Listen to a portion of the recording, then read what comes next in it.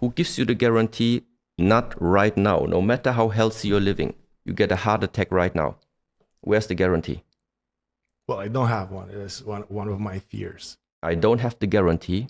I don't know every morning if I wake up, life and death simultaneously at the same time. So using this type of perspective, success and failure, there is no successful person I know in this world that I would regard as successful who does not at the same time has success on this side and can prove to me on the other side all of the failures that eventually led to his success.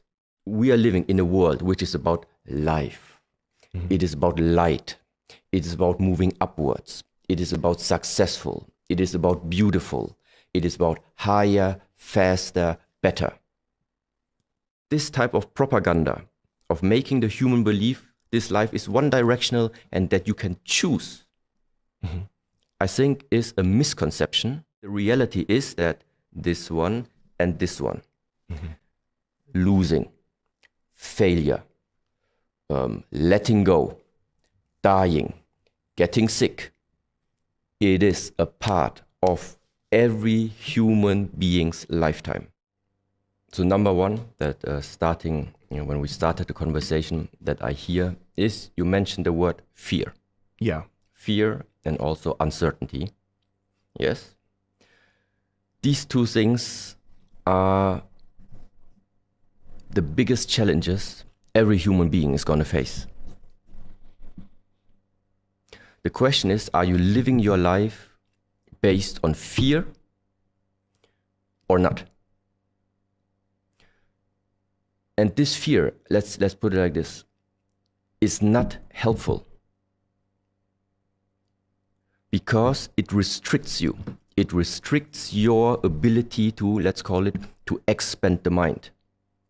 Fear is restricting you to discover because fear makes you to stay inside, let's say, the comfort zone.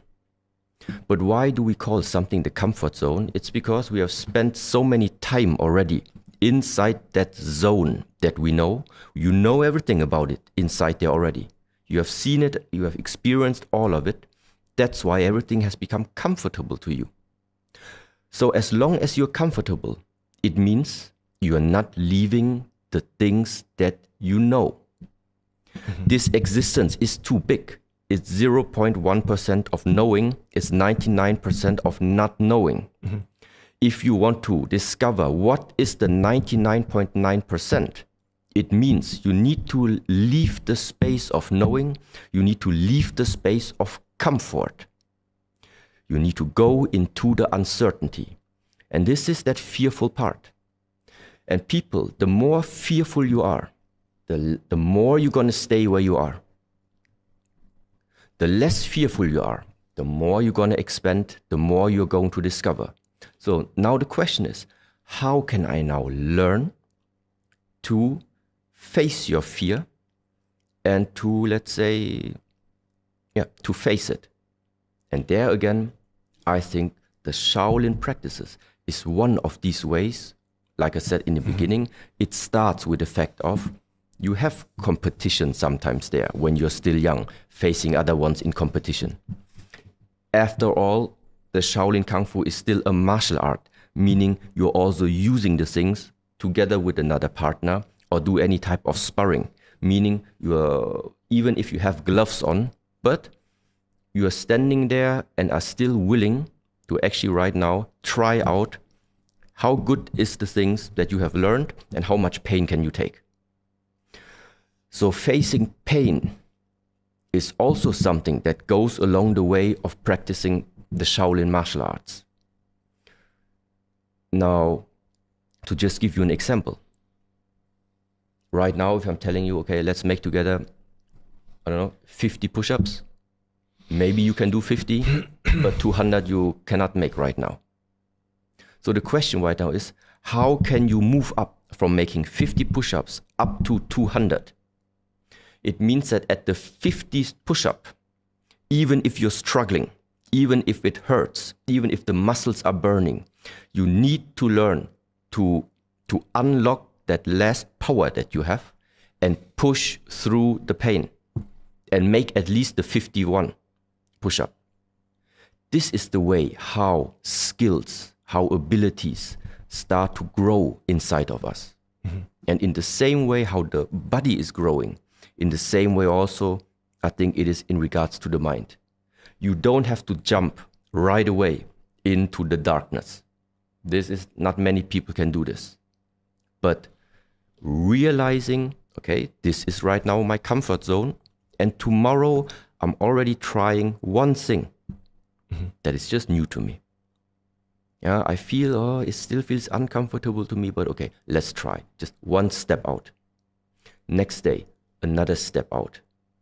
Meaning, integrate the jump into the uncertainty into your lifetime until it becomes a habit. Yeah, this is the one way.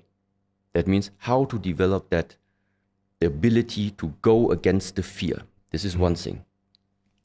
And now the second part is, and I think this is now very useful for everyone. If you have the wrong image about yourself on this earth, if you are viewing yourself like from a wrong perspective,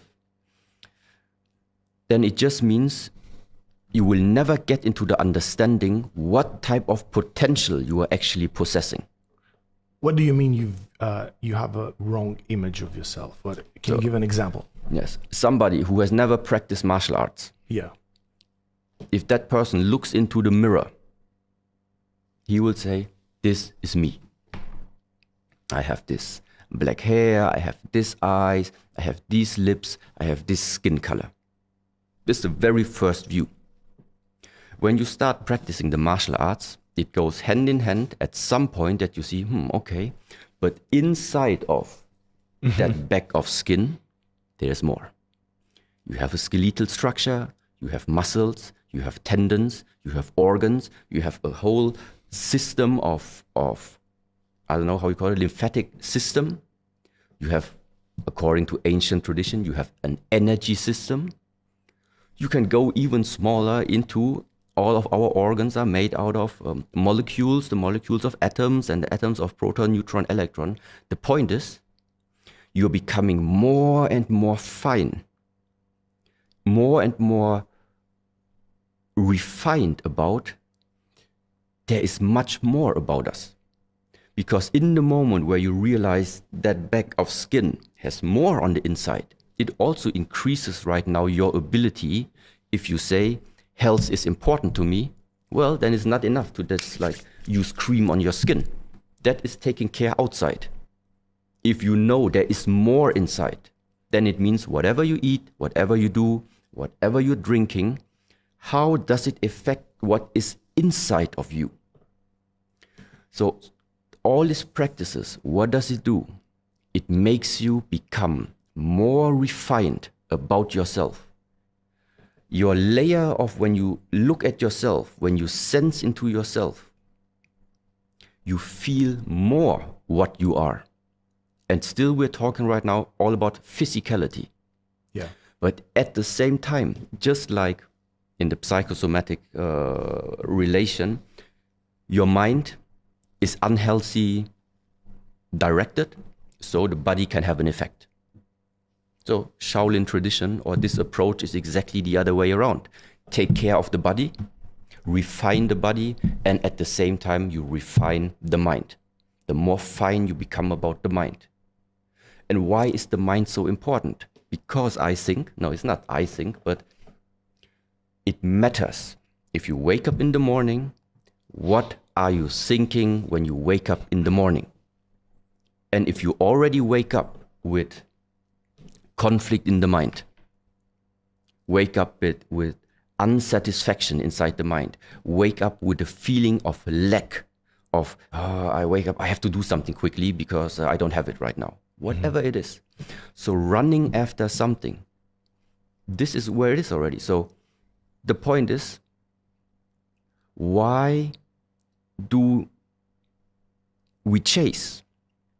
Why do you chase anything? It is because you're in a state of lack. Something's missing. If you would have it, why would you chase it? Yeah. And now the question is, where does this lack come from? And now come back to the child. The child, the incarnated soul, the incarnated spirit, when it comes to the earth, whoever made it possible for that child to come,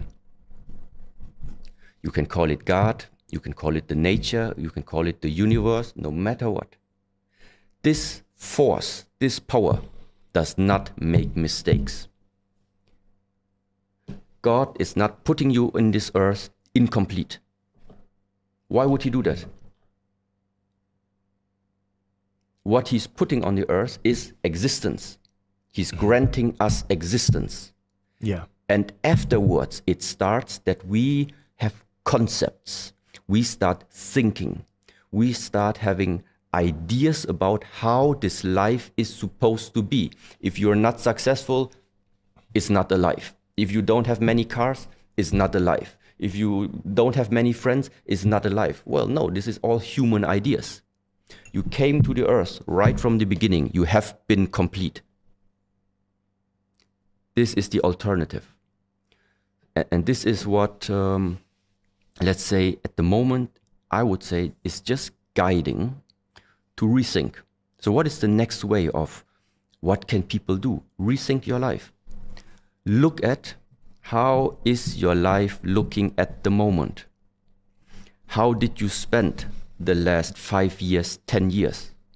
And then also, do you maybe see some patterns in your life?